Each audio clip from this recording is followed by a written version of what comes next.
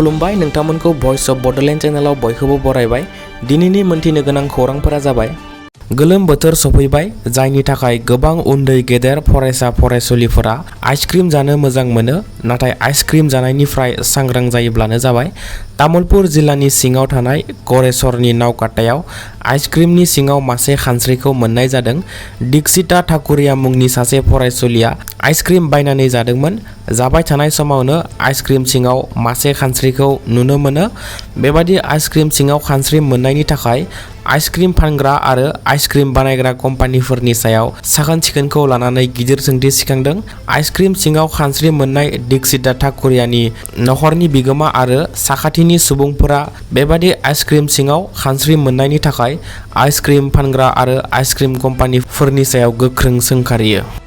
मैया 16थि आसाम आयेन आफाद जथुमानि 4थि साननि एसेम्बलि जथुमाया जानानै थाङो, जेराव गिबि मन्त्रि डक्टर हेमन्त बिश्व शर्मा बिथाङा गोबां गुबुन गुबुन आयदाफोर जेरै आइजो राजखान्थियारि मोनथाय, 2 लाख सोरखारि साख्रि होनाय आरो आयेन बेरेखा दखल खालामनाय बांलादेशिफोरखौ होस्रांनांगौनि आरो गुबुन गुबुन आयदाखौ लानानै गिबि मन्त्रि बिथाङा एसेम्बलियाव खोथा लाखियो। लोगोसे बड'फा उपेन्द्रनाथ ब्रह्म बिथांखौ लानानै माब्लाबाबो राजखान्थि खालामनो नाङा होनना गिबि मन्त्रि डक्टर हेमन्त बिश्व शर्मा बिथाङा खावलायो। गुबुन फारसे बिटिसि सोरखारा गुबुन जायगानिफ्राय फैनानै बिटिसिनि हाग्रा ओनसोलखौ दखल खालामनायखौ होस्रांगोन ना होस्राङा बेनि बागै जेबो मोनथिया, नाथाय गिबि मन्त्रि बिथांनि सोरखारा फिन आयेन बेरेखा बांलादेशिफोरा दखल खालामनाय हाफोरखौ थाबैनो होस्रांनाय जागोन होनना गिबि मन्त्रि डक्टर हेमन्त बिश्व शर्मा बिथाङा फोसावना होयो।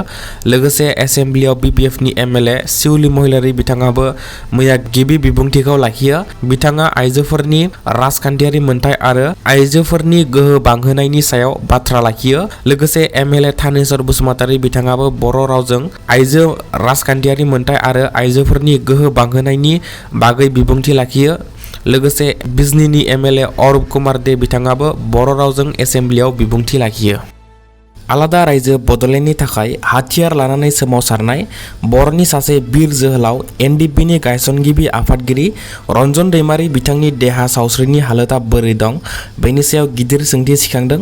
गोबाव बोसोर जेलाव थानांनायनि जाहोनाव रन्जन दैमारी बिथांनि देहा सावस्रियाव गाज्रि गोहोम गोग्लैदों नामा, बेनि सायाव सोंथि सिखांदों। मैया रन्जन दैमारी बिथांनि असे बिनानाव अल्टारनेटिभ पार्टी अफ बड'लेण्डनि गायसनगिरि अनजालि दैमारी बिथाङा रन्जन दैमारी बिथांखौ गुवाहाटीनि जिएमसीएचआव बिथांनि देहाखौ नायनो लांनायनि सायाव समाजारि बिजोङाव फोसावनानै होयो। माखासे बर'नि दैदेनगिरिफोरा रन्जन दैमारी बिथांनि जेलनिफ्राय गनाय गयैखौ लानानै गोबां राजखान्थि खालामबोदों आरो देरहानानै दायो सोरबा एमएलए, एमपि, इएम, एमसिएलए जानानै दं। नाथाय देरहाखांनायनि उनाव रन्जन दैमारी बिथांनि उदां जानायनि सायाव फंसेबो खोथा बुंनायखौ नुनो मोनाखै। मख'नो गोनांदि रन्जन दैमारी बिथाङा बै समाव जेब्ला बर' हारिया गुबुन हारिफोरजों मुगैजानाय, नासयजानाय, गादब जानायफोरनिफ्राय बर' हारिखौ उदां खालामनो थाखाय राहा गैयैयाव बर' हारिखौ रैखाथि होनो आरो आलादा रायजो बड'लेण्ड सोरजिनो बर'नि हाथियार लाग्रा आफाद एनडिपिखौ गायसनदोंमोन।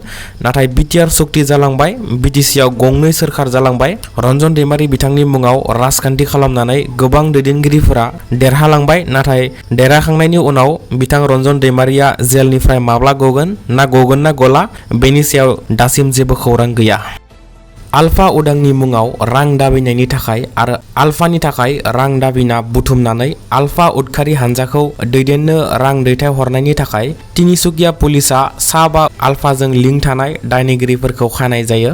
दायनिगिरि हमजानायफोरनि गेजेराव अल आसाम स्टुडेन्ट इउनियन एबा आसुनि लेङाइ नेहाथारि सामारज्योति गहायाबो दं। खौरांनि बादिब्ला बिसोर आलफा उदांनि मुङाव धोनि सुबुंफोरनिफ्राय रां दाबियोमोन आरो बुथुमना आलफा उदां हानजाखौ दैदेननो थाखाय रां दैथायहरोमोन।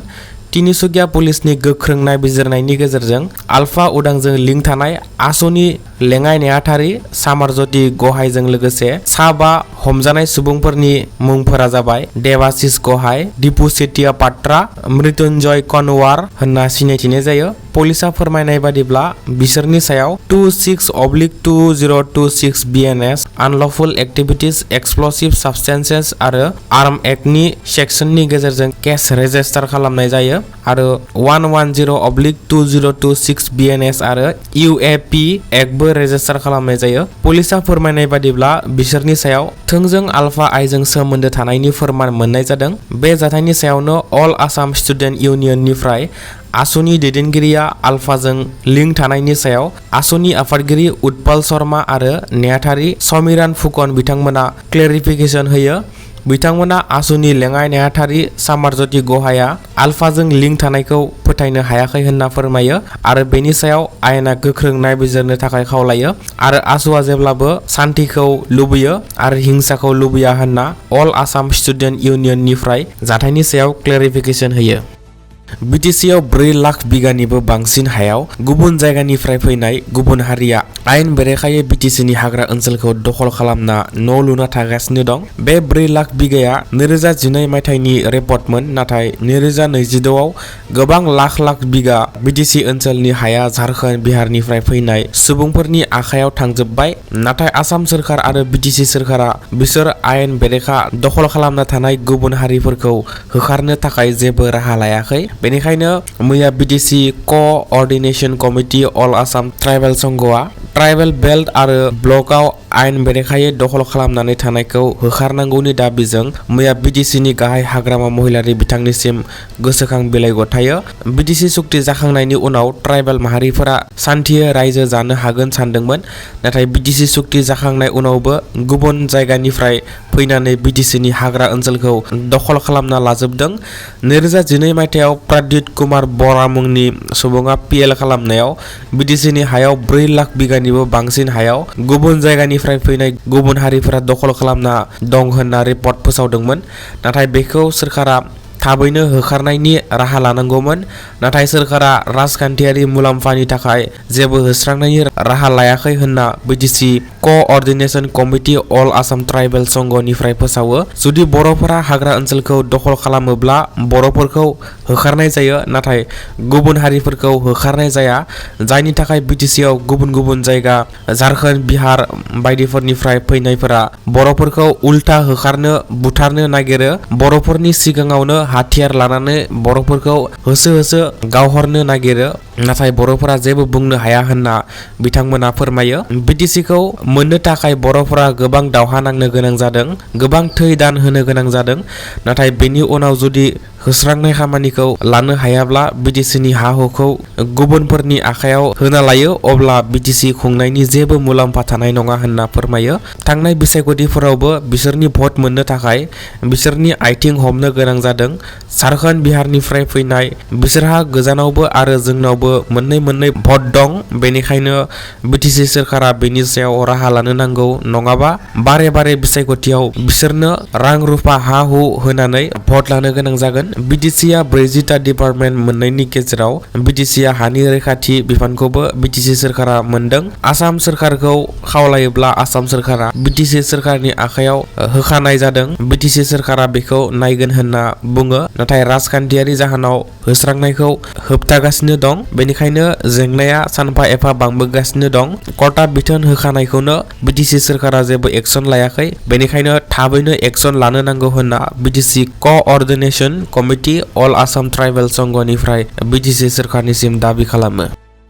मैया फिन खेबसेबाव आमेरिकाया इरानखौ एयार स्ट्राइक लन्च खालामना गाग्लोबफिनबावबाय। खौरांनि बादिब्ला बे मिसाइलजों गाग्लोबनायखौ इराननि खोला बाहागोआव खालामदोंमोन, जेराव इराना गोबां मिसाइलफोर दोनोमोन आरो गोबां जाहाजफोर दोनोमोन। नाथाय आमेरिकानि फाइटार जेटआ फैनानै बेफोर इराननि मिसाइल दोननाय आरो जाहाज दोननायफोरखौ गाग्लोबफैयो। आमेरिकाया फोरमायनाय बादिब्ला बे एयार स्ट्राइक खालामनायनि जाहोना इराना बेफोर मिसाइल आरो जाहाजफोरखौ स्ट्रेट अफ हर्मस दैनि लामायाव माइन्स लगायनायाव बाहायगासिनो दंमोन। इरानखौ दै लामायाव माइन्स लगायनायखौ होबथानो थाखायनो बे एयार स्ट्राइकखौ आमेरिकाया लन्च खालामनो गोनां जादों होनना आमेरिकाया फोरमायो। गुबुन फारसे इरानाबो आमेरिकानि गंसे ड्रनखौ गावख्लायनो हायो आरो फाइटार जेटखौबो फायारिं खालामदोंमोन होनना इराना दाबि खालामो।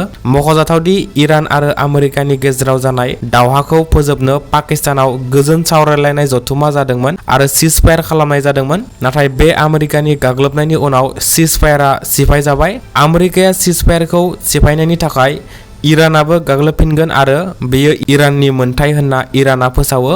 मख'जाथावदि दासान्दि इराना बेफार फालांगि खालामग्रा दैनि लामा स्ट्रेट अफ हर्मुजखौ कन्ट्रल खालामगासिनो दं। आमेरिका, इजराइल आरो गुबुन गुबुन इराननि सुथुर हादोरफोरनि जाहाजफोरखौ इराना स्ट्रेट अफ हर्मुजनि गेजेरजों थांनो होआखै आरो भारतनि जाहाजफोराबो बे स्ट्रेट अफ हर्मुजनि गेजेरजों बेफार फालांगि खालामनायाव गोबां जेंना सोमजिनो गोनां जादों, जायनि जाहोनाव हादोराव पेट्रल, डिजेल आरो गेसनि आंखाल नुजाथिदों। नाथाय बेबादि फिन खेबसेबाव आमेरिकाया सिजफायारखौ सिफायनानै इरानखौ गाग्लोबनायाव ओनसोलाव आरोबाव बांसिन दुंहाव सोमजिगोन आरो बेफार फालांगियाव आरोबाव जेंना सोमजिबावगोनखौ नुहरनाय जादों। गासै हादोरनाङैनो फिन खेबसेबाव पेट्रल डिजेलनि बेसेनखौ बारायना होबावबाय।